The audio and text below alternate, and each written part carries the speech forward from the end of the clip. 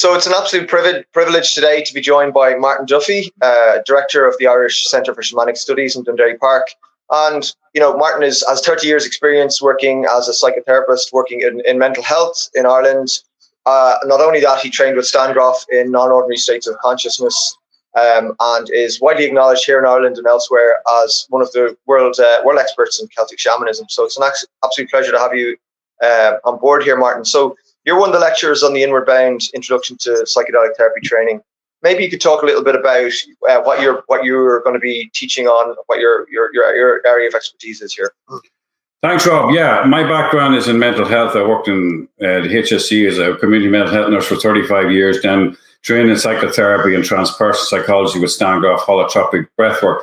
So I'm talking about the transpersonal perspective on my modules. And really what I want to do is give an overview of the transpersonal psychological model, particularly diving into Steingroff's work with holotropic states of consciousness, non-ordinary states of consciousness. And I want to describe the type of experiences that people have in non-ordinary states of consciousness, whether it's through shamanic journeying, holotropic breathwork, or psychedelic experiences. So that what I want to cover is the overall view of the cosmic game, the type of experiences that can come true for people, like, for example, past life experiences, where they can get into karmic issues within the deeper state and how to resolve and work with those.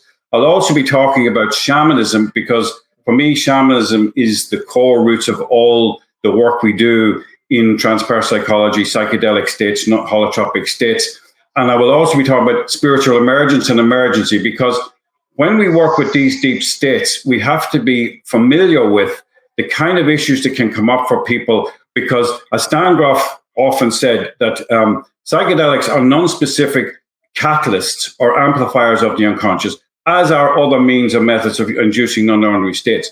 So when these experiences come up, it's important we have a map of consciousness, we understand the process as it evolves, and that we know what kind of experiences people are going to have, and therefore that we can hold that space for people when they're coming through, not only in the sessions, but also helping them in the integration work that has to be done after the sessions themselves. Well, thank you so much. So much there already. Yeah. So for those who are not familiar with the term shamanism, how would you describe it? Well, yeah, shamanism is a cross-cultural phenomenon. It involves in every culture. It's a way of journeying using drumming, sacred plants, sensory isolation, vision quest, to go into these non-ordinary states of consciousness and connect directly with spirit, or the collective unconscious, or the cosmic game, whatever you want to call it. We talk about shamanism as the path of direct revelation, spiritual democracy, in the sense that if you want to know something, you want to connect to something, you want to know God or the divine or whatever, you go directly to the source through the shamanic state of consciousness, which can be induced, say, by mescaline, psilocybin, breath work, sweat lodges, walking on fire, doing sensory isolation, these different methods and means of inducing these states. And the fascinating thing, and I'll be covering this in the talks as well, that all the great institutionalized religions like Islam, it has Sufism, Judaism has the Kabbalah, Christianity has Gnosticism, Buddhism has Zen. All those core spiritual traditions have at their base abilities and techniques of the sacred for entering into non-ordinary states of consciousness to connect with the divine directly yourself. Now, that has been much written out of history and has become the religion of the book because it's control and power and manipulation of people. What I'm most fascinated by and what I'm most interested in is helping people, as is Inwardbound's mission too, to find their own inner healer, their own inner wisdom within themselves, have that sense and experience of direct revelation through the interaction with the sacred mushroom, the breath, the drum, whatever way you do it, and that you access your own inner healer and your own inner wisdom directly for yourself. And that's why I'm delighted to be part of this program, because your lineup of speakers are amazing, covering all aspects of how this work is done. And, you and I and Inwardbound are very much on the same page here. Well, thank you for that. It's an honor to hear that. Yeah.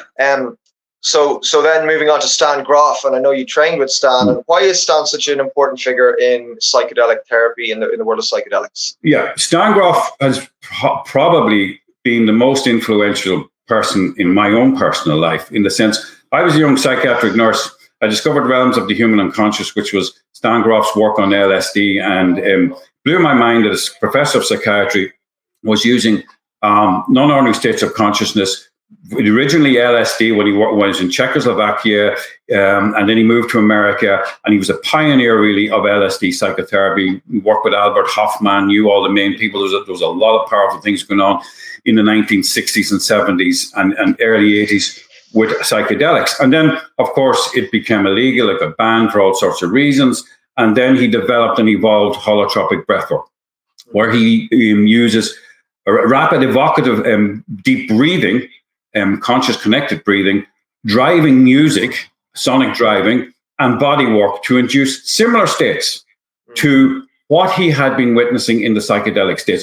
And in actual fact, holotropic breathwork grew out of the kind of work he used to do with people who were coming down from psychedelic sessions. And in order to resolve any incompleted gestalts or unexperienced experiences that were coming through for the individual, he would get them to breathe, do body work with them, and then the music was part of the psychedelic experience. Anyway, so holotropic breathwork grew out of his psychedelic work, and then he discovered he could bring people into the same deep non-ordinary state through the holotropic breathwork that he was doing with psychedelics.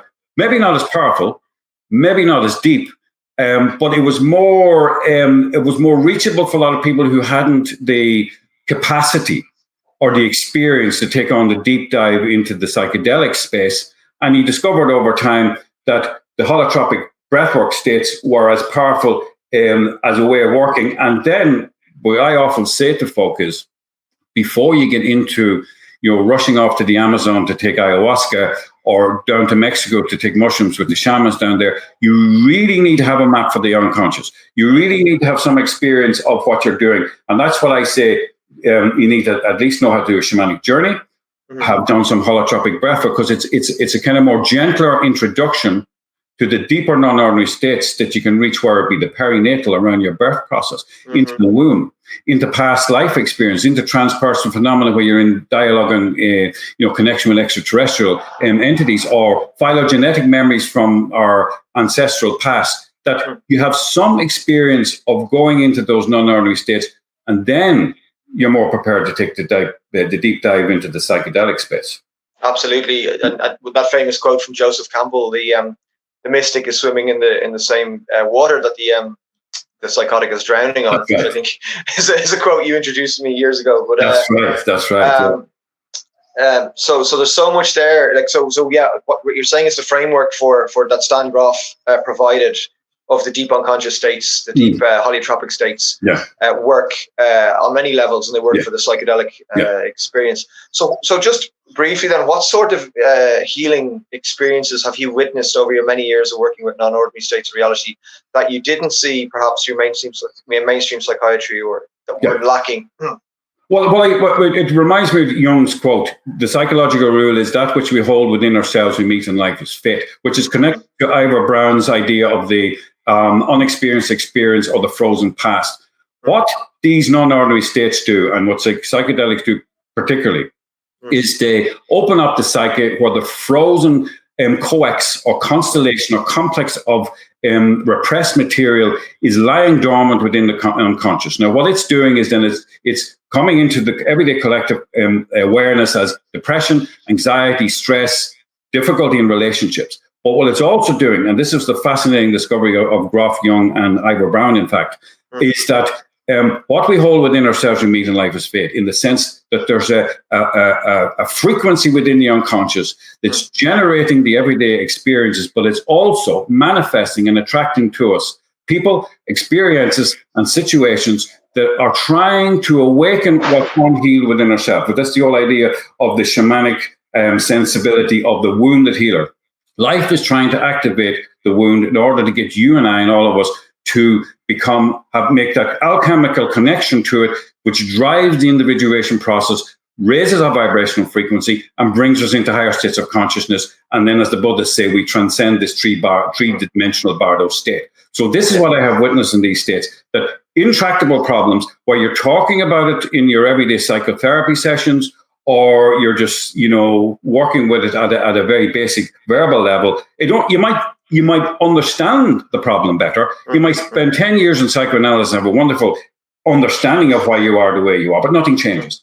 When you get in there at the deep experiential level and you cathartic those energies, bring them into consciousness, release them and let them go, not only do you change as a person, but the world also changes towards you, because you are no longer manifesting that dynamic energy within your unconscious anymore. And that's what I've witnessed with working with breathwork states, shamanic states, and psychedelic states. That is so much more powerful than the medical model of psychiatry or psychology, or even many of the models used in modern day psychotherapy. Incredible. And that's coming from someone who spent 35 years working in the psychiatric system. That's so right. You know what you're talking about. And yeah, from my own personal lived experience, I can attest to that these working with ayahuasca and psilocybin, combined with the foundation of other healing modalities such as psychotherapy, was what created great change in me personally. So thanks for that. And that's right, Rob. And I'm glad you said what you said, that we need psychotherapy and counseling for integration work and for doing because the integration work of these deep states is actually the most important part of the work. It's very easy to drop into a deep, non-ordinary state of consciousness and have amazing, powerful experiences. But it's how we come back out of those experiences and how we're grounded and help to integrate them afterwards. You know as well as I know, people trip off to India and get into deep yogic states, or to go to South America and take ayahuasca unprepared. They haven't even ever done a shamanic journey, a holotropic breathwork, and they come back and they have done too much too fast. And what I find, and as I'm sure you're finding, clients coming to me who are coming to help understand their experiences in those deep states and to find a way of integrating those experiences back into their everyday consciousness. So regular psychotherapy, particularly from the transpersonal and Jungian perspective, is vital in this whole psychedelic non-ordinary state model that we're talking about. Absolutely. Yeah, thank you for that. And then in relation to Ivor Brown, so you referenced there Dr. Ivor Brown, who's a psychiatrist here in Ireland and a pioneer in many ways, because his work on trauma was 30 years ahead of people like Gabor Mate, Peter Levine, Dr. Peter Levine, who and Dr. Bessel van der Kolk, who are now at the forefront of this movement that trauma is at the root of most psychiatric diagnoses. Absolutely. Now, Dr. Ivor Brown was saying this in Ireland back in the 80s and probably long before that. So I know you worked with him, and maybe you can tell us a little bit about that tradition and your knowledge. Yeah, I was very fortunate to work with Ivor back in the late 80s into the 90s. He had a church project in the grounds of St. Brenda's Hospital, where when I went there first, we were using breathwork. And it was out of that I went off and trained with Steingroff, and then brought Stan's model back to the church project. And we worked a long time using breathwork in that state. And then Ivor introduced some psychedelic therapy into that state, legally done through, he worked with ketamine with some of the patients who were actually in the hospital. And in fact, I worked on that program where I would sit for people who are going through these ketamine non-ordinary states of consciousness. Now, I have to say that was very powerful. But what we had was a backup. We had backup there where if somebody was people would stay overnight, they would stay for a few days. So they'd have a couple of days of therapy, then they'd have the session, the psychedelic session, and then they'd have a few days of integration work where we do dream work with them, art therapy, mandala drawing, and regular psychotherapy afterwards. So Ivor was doing that work for a long time. And he's as you say, he's a much unsung hero in this country for the work he did. In fact, mainstream psychiatry in Ireland have always looked down their nose at Ivor and always kind of poo-pooed what he was doing because it didn't fit with their narrative, because in their narrative, it's all about suppression. In our narrative, the way we work and the way we see things is about expression. So we are on about expressing the core issues within the psyche. We're on about expressing emotions and feelings and catharsis, physically, emotional. And Ivor was very much about the expressive model rather than the suppressive one of giving medication and just keeping down. So he wasn't well got in mainstream psychiatry in this country, and still isn't. Yeah. So that's one of the reasons we're putting on this training, I suppose, is to honor the tradition of psychedelic therapy in this country and the pioneers like yourself and Ivor, who have been working in this field for many, many years. And then I suppose one last question, or coming to the end, is around why do you feel psychedelic therapy is important in the world at this time? Why do you feel there is a need for healing on a global level, and what you see as the potential through psychedelics for healing? Well, I think that humanity has taken a wrong course. Our culture, society is going down the drain. We're making all the wrong choices around the climate, around ecology, around the social society, materialism. All our values, all our morals, all our ethics have become twisted. Mainstream religion is just a poor reflection. As somebody once said, it's like an inoculation, something you take to protect yourself against the real thing. The real thing is non-ordinary states of consciousness. The real thing is deep down dive into your own unconscious, into the collective unconscious, into your own soul's matrix. And once you have an encounter with the divine at that level, you realize that you are the divine expressing itself here in 3D reality as an expression of itself through you. And when you look around you and you connect to nature, other people and everything, you realize you are it and it is you. And we can't find that level of connection unless we take the deep dive, because our whole culture is designed to keep us asleep, keep us numbed down, and keep us away from our true divine nature. So what psychedelic therapy does, what non-ordinary states of consciousness like shamanic journeying and holotropic breathwork does, is it peels away the layers of the persona, of the personality. It brings us deeper, not only down into our own unconscious, where we have complexes we need to heal, because that's keeping us back, it's weighing us down from making spiritual progress. But then we drop into the cosmic game, into the collective unconscious, and we see something that is way beyond anything we could have ever imagined. And then we know. It's not about believing anymore. It's a matter of knowing. You remember that famous interview that was done with Jung in the 1950s when he was asked, Dr. Jung, do you believe in God? He said, no, I don't believe. He said, I know. The only way you get to know is that having the courage of your own convictions, to take the deep dive into those spaces yourself, confront your own shadow, have those experiences directly for yourself, and then you know.